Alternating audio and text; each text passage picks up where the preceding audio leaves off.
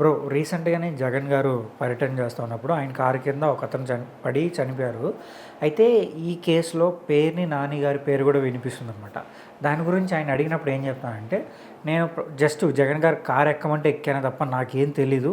So నన్ను లాక్కండి అన్నట్టు మాట్లాడుతున్నారు. అంటే ఇప్పుడు కారు ఎక్కమంటే ఎక్కేస్తే దాని గురించి ఏం తెలియనట్టు మనం అనుకోవాల్సిందే అంటారా?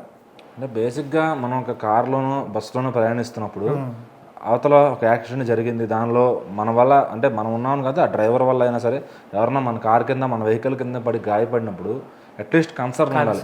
అరే ఆపండి రా, ఆడెవడికి ఏదో జరిగింది అంటే లోపల మనిషి మీద ఎక్కేస్తున్నా కూడా ఊరికే స్పీడ్ బ్రేకర్ ఎక్కామనుకున్నారో మరి వాళ్ళు ఏమో కానీ ఆయన ఏం మాట్లాడతాడంటే, ఇప్పుడు దీనిలో ఉన్న వాళ్ళందరిపైన కూడా అది కేసు అవుతుంది. సో ఎందుకంటే మానవతా దృక్పథం అనేది లేకపోవడం వల్ల. సో జగన్ గారు ఏమో అటు తిరిగి ఉన్నారు, ఆయన చూసుకోకపోయి ఉండొచ్చు.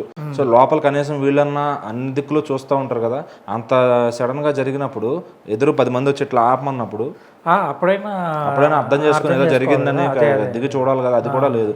కారులో ఇప్పుడు ఈయన జస్ట్ జగన్ గారి కోసం నివాసం దగ్గర ఎదురు చూస్తున్నారంట, ఆయన కారు ఎక్కమన్నారంటే ఎక్కాడంట, తిరిగి వచ్చేటప్పుడు అలాగే వచ్చేసాడంట.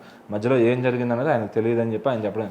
ఇది ఏంటంటే ఇంకా ఆ కేసుల నుంచి తప్పించుకోవడానికి వీళ్ళు ఎంతకైనా ఇప్పుడు అంటే ఎవరికి వాళ్ళు నా తప్పు లేదు అనే విధంగా మాట్లాడుతూ ఉంటారు.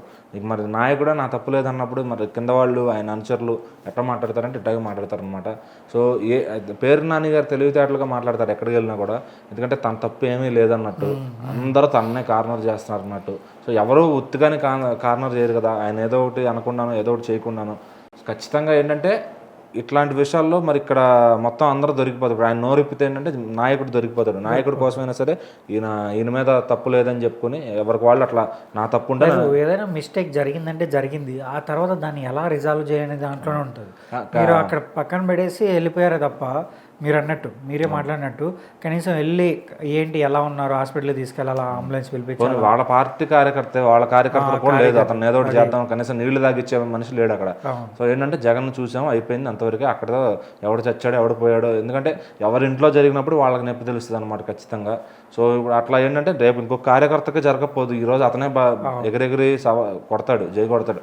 సో అతను కూడా ఆ పరిస్థితి వచ్చిన రోజు అరే అప్పుడు రియలైజ్ అవుతారు, ఆ రోజు అతనికి సాయం అందలేదే, మనం చేయలేదు అనే ఎక్కడో చోట ఒక రియలైజేషన్ అనేది వస్తుంది అనమాట. సో అది నాయకుడికైనా అవ్వచ్చు, కార్యకర్తకైనా అవ్వచ్చు, ఎవరి దాకా జరిగేదాకా వాళ్ళకి తెలియదు అనమాట. ఎప్పటికప్పుడు అంతే, ఏ సందర్భంలో అయినా ఎవరి మీదకి వచ్చినప్పుడు కానీ ఎవరికి వాళ్ళు అనుభవించినప్పుడు కానీ అవతరాడు పెయిన్ అనేది తెలియదు అనమాట. సో ఇవి చూస్తే ఏంటంటే ఏదో అతను వదిలేశారు, అతను వాళ్ళ ఫ్యామిలీ కూడా జగన్ గారిని కలిసినప్పుడు వెనకమాల ఒక అతను నుంచోని మాట్లాడిచ్చాడు అనమాట. అంటే వాళ్ళు మాట్లాడలేకపోతే అందిస్తూ ఉంటాడు.